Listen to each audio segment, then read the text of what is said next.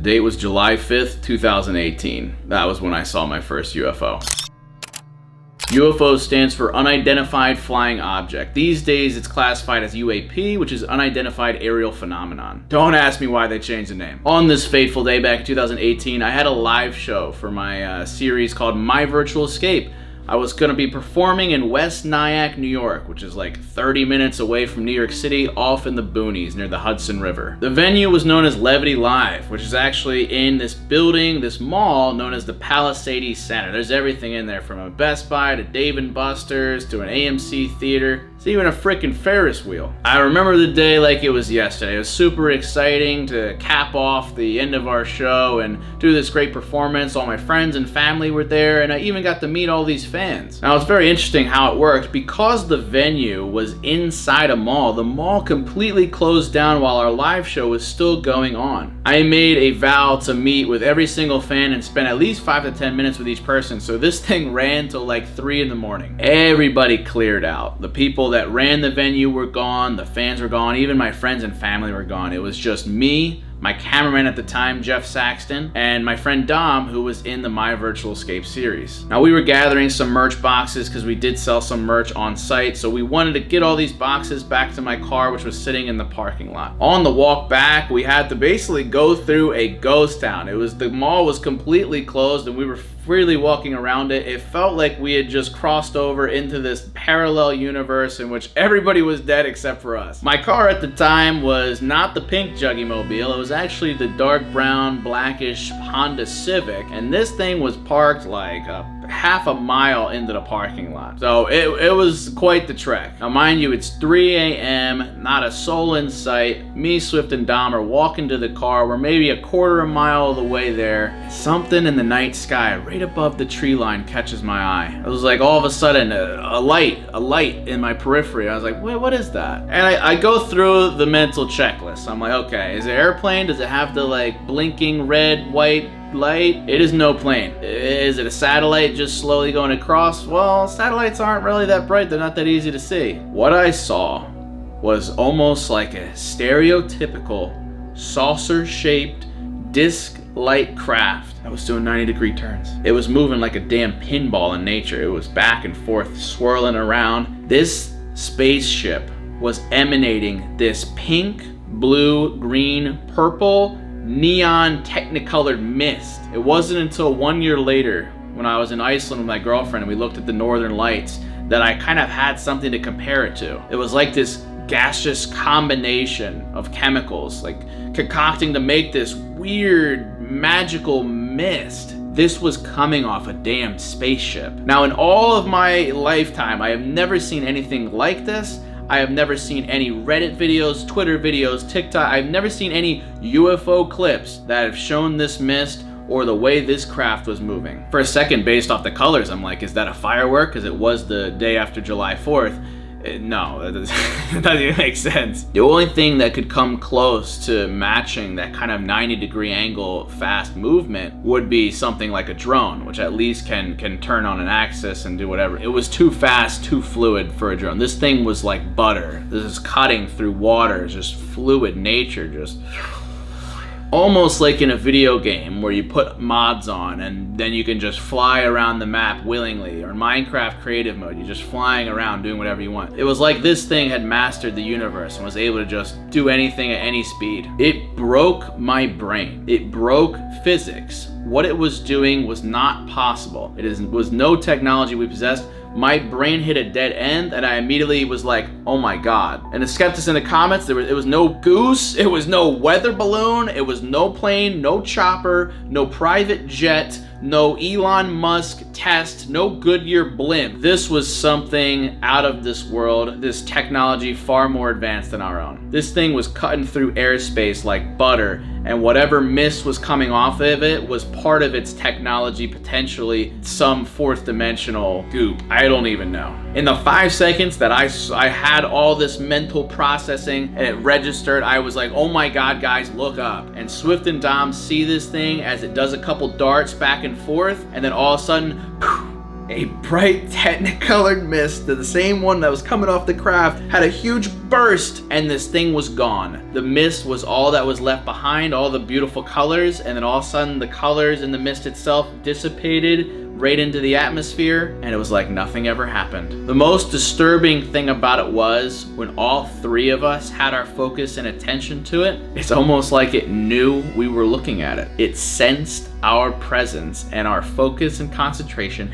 and it was gone. What really bothers me is my car was maybe 50 feet away. I'm a damn YouTuber. I film everything. My camera, which is usually at my hip, ready to fire, was sitting in the back seat of my car while we had these damn merch boxes. I would have had the most high-def, crispiest footage of a UFO that has ever been recorded in all of history, and I just had the damn camera in my hands. It has haunted me since. It has been 3 years, almost to the day, since that experience happened, and it has truly haunted me. I've looked everywhere for this thing. I have looked through everybody's testimonials, everybody's stories, everybody's video clips that exist on YouTube, even stupid Discovery Channel shows that most of them are BS. I've never seen anything close to it. Until last year, I saw this clip of a captain of a cruise ship. Check this footage out. This disc-shaped object, you can see this pink in color. It looks like maybe sunrise, early hours of the morning. This thing just all of a sudden burst of energy and then zips along like a damn Tesla in ludicrous mode. Now, the footage stops there, but the captain has gone on record to say that that ship then went right underwater. It just submerged itself completely. That is not the first story that I and we have all heard of something like this. There is the story of the USS Nimitz. 60 Minutes did this coverage of this pill-shaped craft hovering above the water, interacting with the water in some degree, and then even submerging itself. All these crafts are designed to go underwater, it seems. Perhaps they are originally coming from deep in the depths of the water of our oceans. The cruise ship video finally gave me something to compare my experience with, to where I know beyond a shadow of a doubt what I saw was not possible with the technology we possess. I thought, what a fluke thing. Why West Nyack? What is so special about this place? Apparently, it's one of the biggest hotspots in the world. West Nyack is in an area, a region known as the Hudson Valley. Look at this map here. Look at the concentration of UFO sightings just in this area. There's also been a lot of speculation that these UFOs are obsessed with nuclear technology, or maybe they're not obsessed with it, they're obsessed with us being obsessed with it. They're concerned for the fate of our planet or the universe if we can just all of a sudden start throwing nuclear bombs around. So there's nuclear energy around this area, and there's water around this area. All of these crafts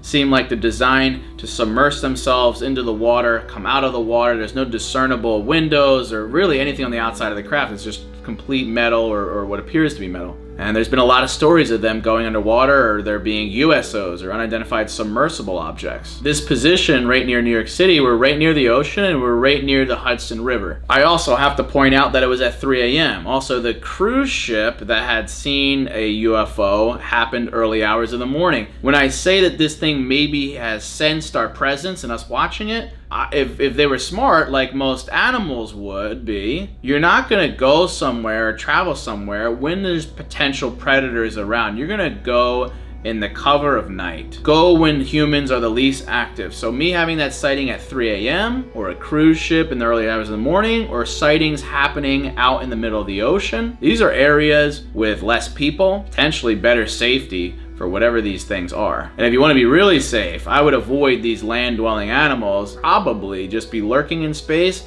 and deep underwater. And guys, if you're interested in my theories as to underwater aliens, let me know in the comments below, because I'll share with you guys what my thoughts are on the aquatic creatures being able to fly. To even further back this up, it blows my mind that for those who don't know, the government has finally spoken up about the UFO technology, the phenomenon in general. This congressional report from the Director of National Intelligence has come out. It's only 9 pages, but it was progress. Trump, before he left office, demanded that the public got some knowledge of what the government knows about aliens or UFOs or anything like it. Now, so for the last 50, 60 years, it is polarizing. You can't talk about aliens, you get laughed out of the room, you're crazy, you're crackpot, that doesn't even make sense. Now all of a sudden our own government has gone on record to say that UFOs are real. They have no freaking idea what these things are in our airspace, and they've also confirmed that we do not possess the technology that these crafts do, and no foreign entity has the power. Is everybody wake the f